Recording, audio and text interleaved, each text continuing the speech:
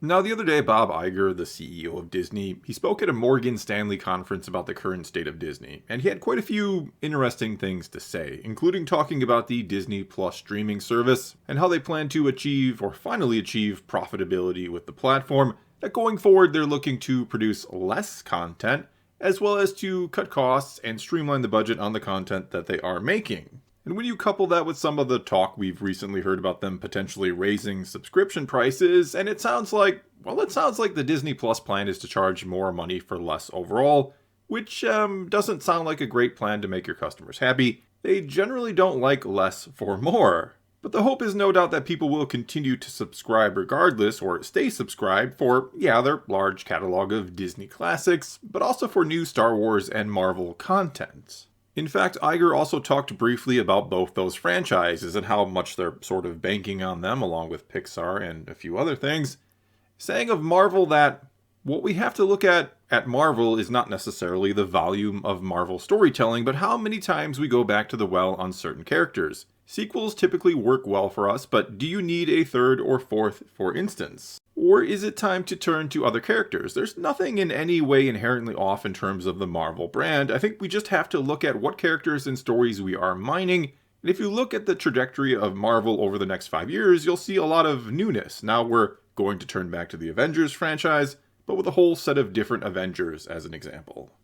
And first of all here, yeah, I'm pretty sure that Iger is talking about Ant-Man getting a third movie and how well that's going or not going. It looks like that film is going to lose Disney quite a bit of money. He might also be talking about Thor getting a fourth movie in his own sort of offshoot series, the last of which being such a radical departure from where it all began, from the first film in the series, that I'm not entirely sure they're even exactly the same character anymore at this point. But I digress, and I love how Iger talks about newness while talking about going back to the Avengers series in the near future for the fifth and sixth installments. But he says that since it's all new characters, and by new he just means different characters, none of these characters are truly new, and more on that in a bit. Anyway, since it's new characters, it's going to be all different this time. As if it's not just going to be a bunch of the new Avengers coming together to stop Kang, with maybe a few surprises and a few deaths along the way, before they then move on to the next phase or phases and bring in more new or different characters that will eventually come together to, I don't know, stop Galactus this time, or one of the many other big bad guys from Marvel Comics' extensive history. And don't get me wrong here, as someone who started reading comics when I was probably around the age of 9, I've loved and been pretty amazed by what the MCU has accomplished. I've said it before, I'll say it again. In some respects, many respects, the MCU is the most impressive feat in the history of cinema. And seeing things like the first Avengers film, or finally hearing Cap say Avengers assemble in Endgame, they've been some really amazing moments for a lifelong fan of Marvel like myself. But the thing is, there's never been anything really new about the MCU. Iger put it best when he said, we just have to look at what characters and stories we are mining, because that's all the MCU has ever actually done. Which again is not trying to take anything away from it, but it's only ever mined characters and stories that have long since been there. And I know because again, growing up I read many of these stories about many of these characters. And though at first, and for many years, it was pretty awesome to simply see these stories brought to life that I would have never imagined seeing on a big screen as a kid. And though, I'll be honest, I am curious to see how the X-Men are eventually brought into the MCU and handled, but overall, the novelty has kind of long since worn off, and I just don't know how much I care to keep doing this anymore, to keep watching the same formula time and time again, to see them mine known characters and stories. In fact, the aforementioned third Ant-Man film, Quantumania, is literally the first MCU movie that I not only didn't go see on opening weekend in the theater, but likely won't see until it hits Disney+. Not because I have no interest in seeing it at all, not because I hate Ant-Man or Kang, he's actually one of my favorite villains, and not because I've completely given up on the MCU, but because the excitement is pretty much gone at this point. The MCU has gone from something I feel like I must immediately see and can't wait for, to something I'll get around to. And so for me, and mind you, I know people out there will probably strongly disagree or think this is just a really stupid idea, which is fine, you're free to disagree with me.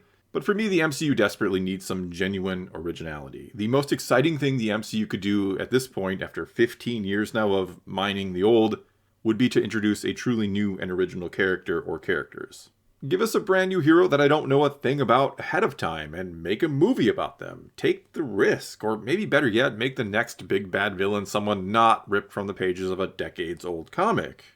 And no, that doesn't exactly fix the problem of it still being the same thing in general, the same idea of introduce hero or heroes as well as a big, bad, overarching villain for them to eventually all deal with. It's really hard, if not impossible, for superhero films to truly break away from that tried and true formula, considering that's just always been the formula, and if you break from it, it's not really superhero anymore.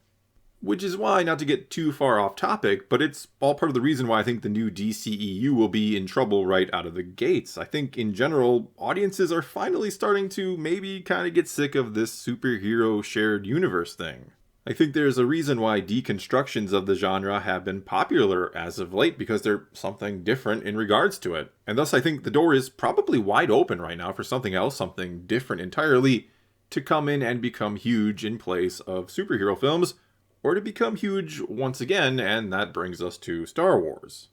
And I know, Star Wars hasn't exactly been handled extremely well as of late. I know plenty of fans are done with the franchise, and I think a lot of the general audience doesn't really care as much as they used to either. I think The Mandalorian is what's keeping the franchise afloat with the non-hardcore fans. And yes, Bob Iger did also talk about Star Wars at this conference by saying of it that we made 3 what we called saga films, which is obviously the successors to George Lucas's first 6. They did very well at the box office, tremendously well, as a matter of fact. We've also made 2 so-called standalones in Rogue One and Solo. Rogue One did quite well. Solo was a little disappointing to us. It gave us pause just to think maybe the cadence was a little too aggressive, and so we decided to pull back a bit. We still are developing Star Wars films. We're going to make sure that when we make one, that it's the right one, so we are being very careful there. And to be blunt, this sounds like a pretty BS answer, one he's been giving for quite a while now. He's been blaming Solo for the problems of Star Wars for years at this point by saying it gave them pause and made them kind of question if they've done too much too soon with the franchise, all the while apparently being tremendously happy with what the sequel trilogy did, not wondering why box office returns were cut in half by the end of it. But what's interesting here, and why I call BS, is because over the years we keep hearing about Star Wars film projects being in the works, or that they have hired someone or someones to work on one. There's been no less than a half dozen such projects announced over the past few years, and none of them seem to go anywhere, much less actually come to fruition. Even Rogue Squadron, the one and only project that was given a name and concept and all of that, that too has now been officially cancelled. Which, yeah, you could argue goes along with what he said about wanting to be very careful with whatever they do next. But to me it screams that they have absolutely no idea what to do with the franchise internally, and hope someday, some way, somehow they can find someone who does have a clue, someone who can figure out where to take the franchise, what the next film should be all about, what kind of characters they should have in them, and so on. And though all that uncertainty could certainly be scary for Disney, they don't want to make another Star Wars film and have it flop and further sink the franchise that they paid $4 billion for. But you could also look at this as a glass half full scenario instead of a glass half empty one. That this is actually a huge advantage Star Wars has over something like Marvel in the long run.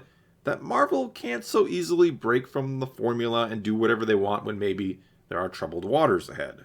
You could almost say that Marvel is stuck in this rut or cycle of bringing in different characters from the comic books of old, that the fans even expect it and seemingly love it. I mean, social media is always full of people super excited for what character from the comics could show up next, even though probably like half the people excited about this have never even read a comic book in their life, that they don't really know that much about the character. They're just caught up in the excitement and speculation, and it almost feels like there's more excitement for what could be when it comes to the MCU, more so than what actually is right now.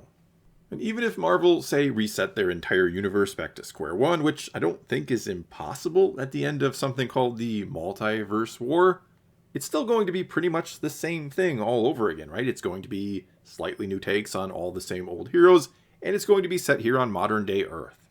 But Star Wars isn't limited like that. It can go to any part of its galaxy at any point on the timeline, a very vast timeline and very vast galaxy, and bring in entirely new characters and concepts. As a commenter on another video of mine recently pointed out, Star Wars is a setting, not exactly a genre. There are not only limitless stories to tell, but limitless types of stories. Even George Lucas himself was all about doing new things with Star Wars, and upset when Disney didn't do that with The Force Awakens, that it was just the same thing all over again.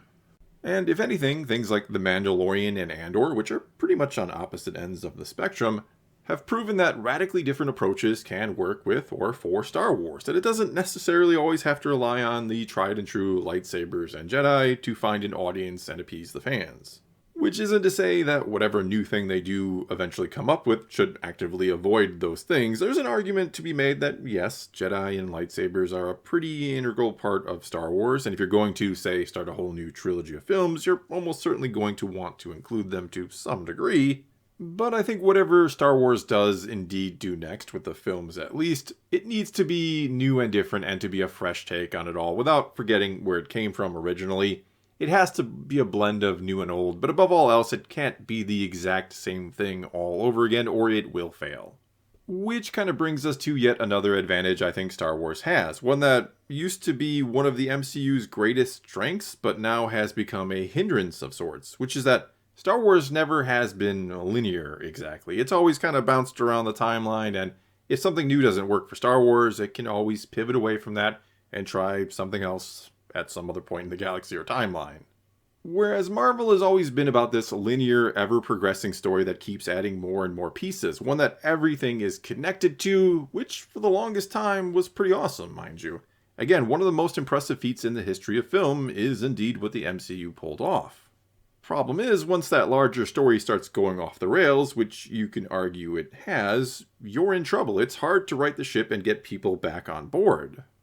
And look, I'm not saying that I think Marvel is doomed. It's probably going to be with us for quite a while yet, until literally no one is watching or all the films are losing money. That will be the death of the MCU. And I also don't know if Star Wars will ever be the thing ever again, if it can get close to matching what it was in days gone by. But in the right hands and with the right ideas, I do think it has the potential to return to some of its former glory and be something truly special again. I think it has plenty of advantages going into the future. Again, advantages that are maybe disadvantages for Marvel when it comes to where it can go and how linear it needs to be. It's really all a matter of finding the right people with the right ideas for the franchise, but that is probably a discussion for another time. Well, that's all I got for you this time. Now it's your turn to take to the comments below and tell me what you think about all this. Do you think Star Wars has the potential to return to greatness?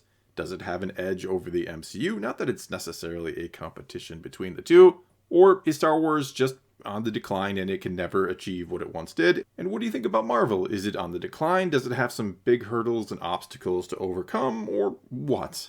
Either way, leave your comments below. Let's talk some Star Wars. And until next time, thanks for watching.